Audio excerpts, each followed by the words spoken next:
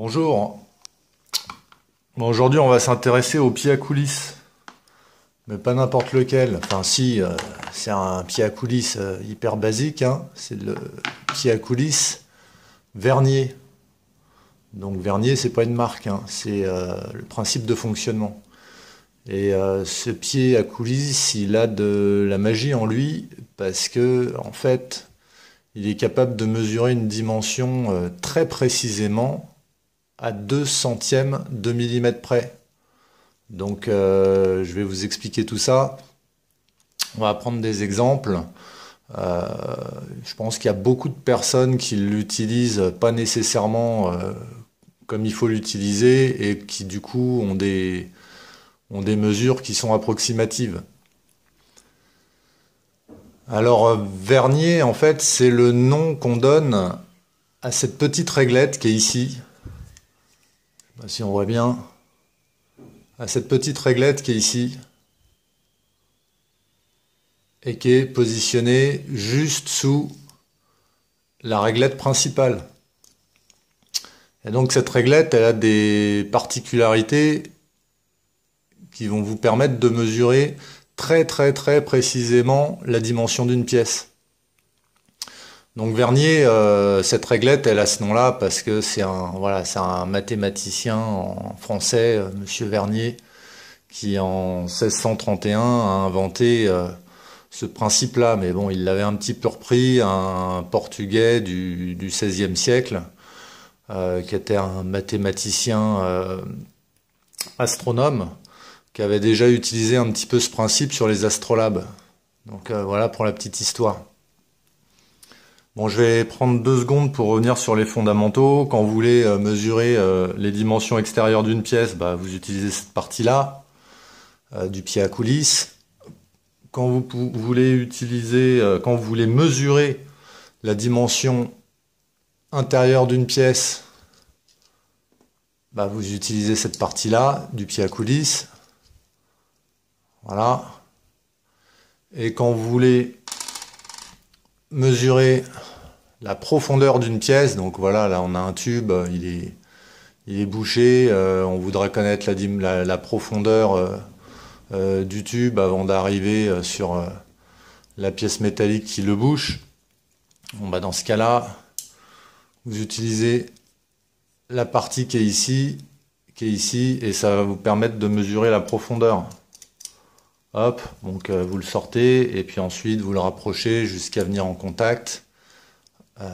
Voilà, comme ça, et puis ensuite, ça vous permet de connaître la profondeur de votre pièce. Bon, ça c'était les basiques, et puis bon, à chaque fois que vous faites une mesure, vous serrez bien après pour éviter que ça bouge et que la mesure change. Et puis bon, voilà, le petit ergot ici qui permet de le déplacer, quoi. Donc ça c'est pour les basiques. Maintenant, on va aborder le cœur du sujet, l'utilisation de cette petite réglette pour faire des mesures de précision à 2 centièmes près, 2 centièmes de millimètre. Alors, tout est basé sur le fait, alors je vais essayer de me rapprocher, tout est basé sur le fait, donc là si on met les 2 zéros à peu près là en face de l'autre, on s'aperçoit qu'au début c'est bien calé, que les traits de la réglette Vernier sont pile poil en face des traits qui sont au-dessus, et puis plus on avance, plus on avance, plus on avance, plus on avance, plus on avance, plus on avance, plus on a un décalage. C'est-à-dire qu'on a vraiment l'impression, et c'est pas qu'une impression, c'est que en fait au-dessus ce sont des millimètres sur la règle principale, mais sur la réglette Vernier, ce sont pas des millimètres, pour qu'en fait on ait l'impression, et comme je disais, c'est pas qu'une impression, que les graduations qui sont sur la réglette Vernier sont plus petites, puisqu'on voit que ça décale vers la gauche au fur et à mesure qu'on va vers la droite, il y a un décalage qui se crée vers la gauche. C'est que chaque graduation de la réglette Vernier, elle fait pas 1 millimètre. elle fait 0,98 mm. Donc elle fait 98 centièmes de millimètre. Et toute la magie du pied à coulisse vernier, c'est ce détail-là. Donc maintenant, je vais vous expliquer comment on prend des mesures en utilisant cette spécificité de la réglette vernier. Bon, là, on va rentrer dans le vif du sujet. Voilà, on va rentrer dans le vif du sujet. Donc, je vais prendre 3 exemples de mesures. Je vais commencer par la plus simple. Donc là, voilà, j'ai mesuré une pièce, hein, on va dire que j'ai mesuré une pièce, j'ai mesuré l'écartement d'une pièce, et maintenant on va à la lecture.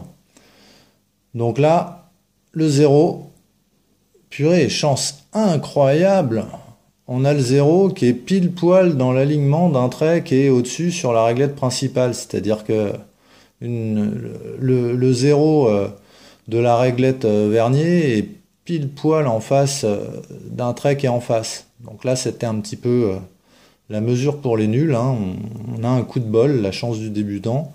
Et donc, notre pièce a fait 12 mm d'épaisseur. Voilà.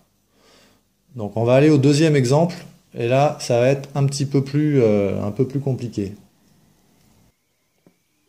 Bon, là, c'est un deuxième exemple, un tout petit peu plus compliqué. Donc on voit bien que bon, j'ai pris une nouvelle mesure, j'ai mesuré une nouvelle pièce, voilà, un nouvel écartement. Donc on voit bien qu'on n'est pas exactement à 12 mm. On est à le 0 là, il est entre 12 et 13 mm. Mais bon, on sait pas trop. On sait pas trop la mesure. Donc l'idée, ça va être d'avancer le long de cette réglette là jusqu'à ce que on ait une graduation du bas qui coïncide exactement avec une graduation du haut. Alors je vous rappelle, cette dimension là, c'est pas 1 mm. Cette dimension-là, c'est 0,98 mm. Donc, comme les graduations, alors que en haut, c'est vraiment des millimètres, hein. Une graduation en haut, c'est vraiment 1 mm. Donc, comme les graduations du bas, à chaque fois, elles font 2 centièmes de millimètre de moins qu'un millimètre, plus on va avancer, plus le petit écart qu'on a entre les graduations du haut et les graduations du bas, là on voit bien qu'on a un petit écart, plus cet écart en fait va réduire. Puisque la réglette du bas, quelque part, les dimensions sont plus petites. Et donc on s'aperçoit en avançant qu'à un moment donné, bah là, on est nickel, on a la graduation du bas qui est pile poil en face de la graduation du haut. Et donc ce qu'on va se dire, c'est combien il a fallu de graduation pour que ce décalage-là qu'il y avait au début, bah, il disparaisse et qu'on arrive vraiment à des graduations qui soient parfaitement superposées et qui forment une parfaite ligne. Et donc, si on sait qu'il y a eu, donc là, il y a 1, 2, 3, 4, 5 graduations, donc 5, 10, 15, 20 graduations, il a fallu 20 graduations avant que ça coïncide parfaitement. Donc 20 fois un petit décalage de 0,02 mm. 20 fois 2 centièmes de millimètre. Et 20 fois 2 centièmes de millimètre, ça fait 40 centièmes de millimètre. Ça fait 4 dixièmes. Donc on s'aperçoit que ce chiffre-là, il annonce les dixièmes. Mais là, on a eu encore un petit peu de chance. C'était un petit peu facile parce que on avait le numéro qui correspond. Il se trouve que les deux traits qui étaient parfaitement alignés étaient en face d'un numéro qui est sur la réglette vernier. Donc ça simplifie un peu la lecture. Donc maintenant, on va faire une autre mesure où on ne sera pas dans ce cas-là, où on n'aura pas un chiffre qui est nickel. On sera quelque part, quelque part ailleurs. Bon, troisième et dernière mesure. Donc là, on va dire que comme pour les deux autres mesures, j'ai à nouveau mesuré la dimension d'une pièce. Et donc là, ce qu'on voit, c'est qu'on est à 12 mm, mais quand même plus proche de 13, quoi. Donc bon, après là, je filme, c'est pas évident, mais donc on est à plus proche de 13. Donc comme tout à l'heure, on va se décaler. On va se décaler sur la règle graduée qui est en bas, c'est-à-dire la réglette vernier, et on va s'apercevoir que le premier trait qui coïncide parfaitement, c'est celui-là. Donc depuis le début, on a vu qu'il y avait 5 graduations entre chaque chiffre, et que ça nous indiquait les dixièmes de millimètre. Donc là, on est à 12 mm 6 dixièmes, mais on n'est toujours pas encore à notre bonne graduation qui est celle-là. Donc 12 mm 6 dixièmes et donc 1, 2, 3 graduations. Mais rappelez-vous, à chaque fois, en fait, c'est pas des millimètres, c'est 98 centièmes. Donc à chaque fois, c'est un petit décalage de 2 centièmes. Donc 3 graduations, ça fait 3 fois 2, ça fait 6. Donc ça fait 6 centièmes. Donc en fait, on est à 12 mm et 66 centièmes. Voilà, donc on connaît notre graduation, notre mesure précisément. Étant donné que la réglette vernier, on trouvera jamais par exemple des chiffres impairs. Ce sera toujours du virgule 62, virgule 64, virgule 66, virgule 68, etc. Puisque c'est toujours par coup de 2 centièmes en fait. Donc c'est pour ça qu'on dit que c'est précis à 2 centièmes près. Et donc finalement, il nous a fallu 5. Alors, pour retrouver une graduation du bas qui corresponde à une graduation du haut, il nous a fallu perdre, donc pour réaligner ça face à une graduation, donc il nous a fallu 5, 10, 15, 20, 25, 30,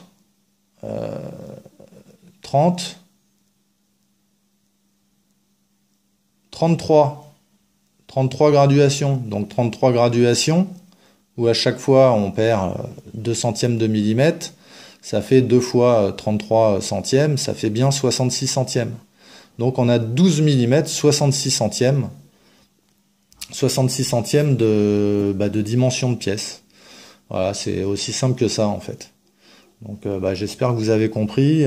Ça peut peut-être faire un petit peu des nœuds au cerveau, mais je suis sûr qu'en le regardant 2 ou 3 fois, tout le monde aura compris, quoi. Pourquoi j'ai fait cette vidéo?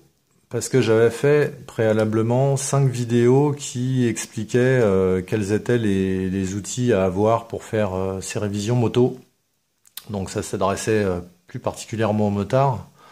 Il y avait aussi quelques spécificités dans ces vidéos qui touchaient le Suzuki V-Strom 650 parce que c'est la bécane que j'ai. Et j'abordais le sujet du pied à coulisses.